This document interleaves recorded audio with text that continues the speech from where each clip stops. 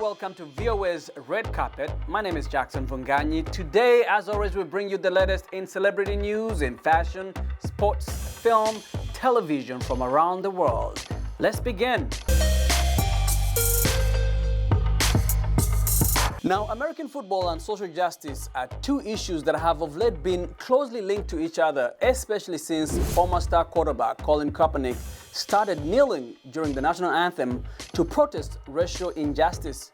Now, the National Football League has started a partnership with JayZ's Rock Nation on a new social justice initiative that will, quote, nurture and strengthen community through football and music. But this partnership has drawn some criticism for the entertainment mogul from some people who say that the partnership does not address the issue, especially since the person who started the movement, Colin Kaepernick, has been without a job since he started protesting 3 years ago. Former NFL player Eric Reid told reporters that, quote, JayZ claimed to be a supporter of Colin, wore his jersey, told people not to perform at the Super Bowl because of what the NFL did to Colin. Now Reid says JayZ is making, quote, a money move with the very people who have committed an injustice against Colin and is using social justice to smooth it over with the black community. However, rapper Killer Mike is supporting JayZ's move, saying, quote, it gives us a seat at the table and does not destroy what Cap knelt for. During a press conference on the joint venture with NFL Commissioner Roger Goodell, JayZ was asked by a reporter if he would kneel or stand if he were playing. Quote, I think we've passed kneeling, the rapper responded. Yeah, I think it's time to go into actionable items, JayZ said. The deal makes JayZ's Rock Nation the league's live music entertainment strategist, including producing the popular Super Bowl halftime show. Opera legend Placido Domingo is facing allegations from multiple women that he pressured them into sexual relationships by dangling jobs and sometimes punished them professionally if they refused. Domingo is a multiple Grammy winner who is a greatly respected figure in the rarefied world of opera. But retired singer Patricia Wolf says that the 78-year-old's conduct toward women has long been an open secret in opera. And you have to understand that when a man that powerful, he's almost like God in my business. He was. When he would come up that close and say that, the first thing that goes through your mind is what? And then, you know, you're furious. And then you think very quickly, well, yes, of course I have to go home. And I said that all the time. Yes, I have to go home. But you also think, as soon as you walk away and get away, you think, did I just ruin my career? 3 of Domingo's 9 accusers said that the alleged harassment and abuse of power took place at the Los Angeles Opera House, where he was the general director. Hours after the Associated Press published the accusations, the organization said that it would engage outside counsel to investigate what it called concerning allegations.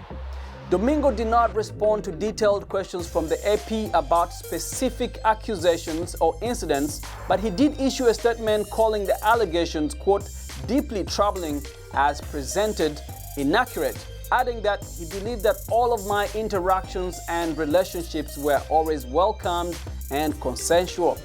Within hours of the story's release, the Philadelphia Orchestra and San Francisco Opera announced that they would cancel upcoming performances by Domingo. New York's Metropolitan Opera said that it would await results of the LA Opera's investigations before making any final decisions about Domingo's scheduled appearance there next month.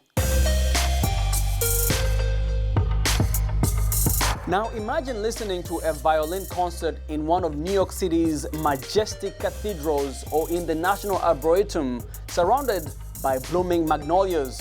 Now, anyone can experience this exquisite scene with the use of VR glasses. This new immersive technology allows people from all over the world to experience performing arts without getting up from their couch. VOA's Natasha Joman has more. Let's check it out.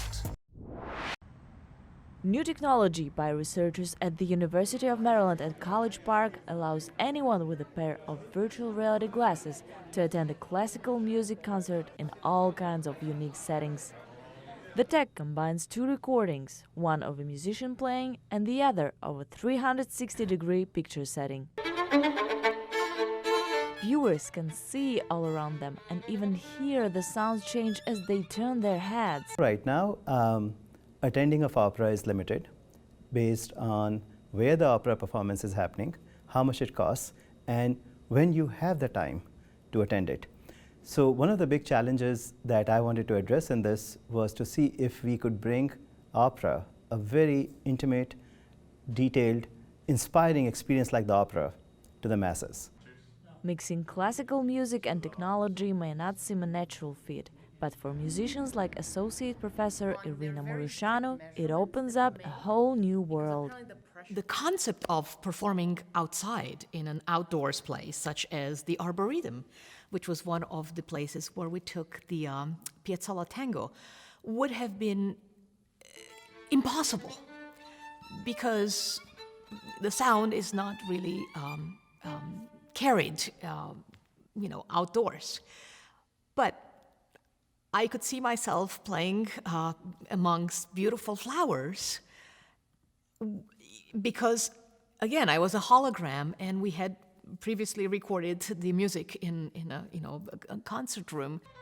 To make it work, researchers had to film Mureșanu performing in a special studio for a great sound. Then they went to the National Arboretum and the New York City Cathedral and recorded the interior with a 360-degree camera. The most difficult part of this project was to match our performer with the background because they're being recorded from two different locations, and how we can match the depth and also the lighting of our performer and the environment is a very important and challenging task for us. Researchers think this is just the start. The University of Maryland is collaborating with Washington, D.C.'s museum to tell all kinds of stories. In one, people play the role of a person trying to escape communist East Germany during the Cold War. It is one thing to have the guard towers and look at them. It's quite another to experience, put yourself in the shoes of somebody running to freedom with the guard dogs chasing them, with the crunch of the gravel beneath their feet, with the guards at the guard towers shining lights on you and shooting at you. Similar projects will allow medical students to practice complex surgeries and let future policemen act in virtual dangerous situations they might face on duty. Scientists believe the possibilities are limited only by our imagination. Nastasia Omen for VOA News, College Park, Maryland.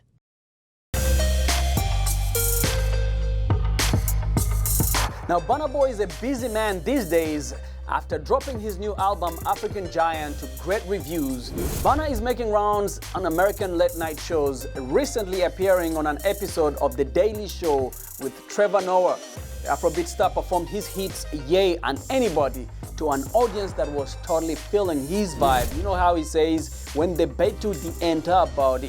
Burna later posted on his Instagram, got a chance to sit with one of the legends that inspired the African Giant album at The Daily Show. Keep breaking the boundaries at Trevor Noah.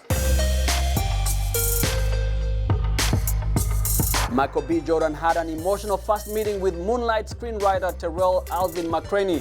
The star of Creed and Black Panther is producing McCraney's new TV series, David Makes Man, on Oprah Winfrey's own network. It was the first time, honestly, that I actually heard my own internal thoughts through somebody else, like the things that he experienced growing up, family, throughout his community, the choices, the mental struggle, of trying to make the right decisions, trying to make the right choices, trying to burden himself with being the man of the family, taking care of everybody, trying to fix everything for everyone and putting yourself last, I think that like all those things, to actually hear somebody else say, I was like, wow, okay, I'm not the only person that thinks like that or feels that way. The series follows a 14-year-old in South Florida navigating relationships at school and drug dealers in his neighborhood. McCraney says that it has universal themes, but is also very specific to the Black experience. MBJ and I didn't grow up in the same environment, and yet we were burdened with some of the same intersections. And that means that there are more people around the world who are indeed needing space at the hearth. You know, we all need the warmth of these stories to remind ourselves, to see ourselves better. And so that was one of the reasons why we wanted to be at OWN as well, because we wanted to be amongst stories about Black people, right? This show is Black, blackity black, black, black. Jordan hopes the new series will spark conversations. Hopefully the show is like a full meal. Like, we want you to laugh, we want you to cry, we want you to feel, sad, we want you to be happy, we want you to feel inspired, we want you to feel frustrated, you know what I'm saying, with the situations that go on the daily. We want you to feel motivated to just be a part of the conversation. You keep trying to track it down. That moment, the minute, the second that everything changed. Sing to the moon and the stars will shine over you. Heaven's gonna turn the tide. Now, you might remember last year when we mentioned how Barack and Michelle Obama had signed a multi-million-dollar development deal with Netflix. Well, now their first project is out. It's a documentary titled American Factory. The documentary explores the differences between American and Chinese workers at a Chinese-owned car glass factory in Ohio. American Factory won for Best Director at the Sundance Festival, and Oscar talk is definitely in the air.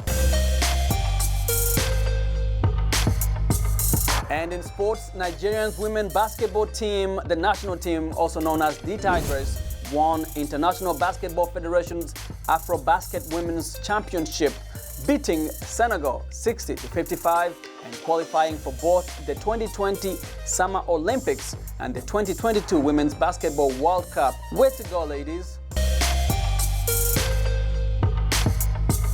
And there's more sports news, with Brazilian-born striker El Keston set to become the first non-Chinese player on China's national soccer team when it starts its World Cup qualifying campaign in September. El Keston has played in Chinese league since 2013 and meets FIFA's 5-year residency requirement. On top of this landmark announcement, there are also reports in China that other 4 Brazilian stars could be next. And we'll end this show with some sad news in the African music industry. We lost yet another iconic artist. John Nanga, better known as John DiMatteo, was one of the most beloved Benga musicians in Kenya.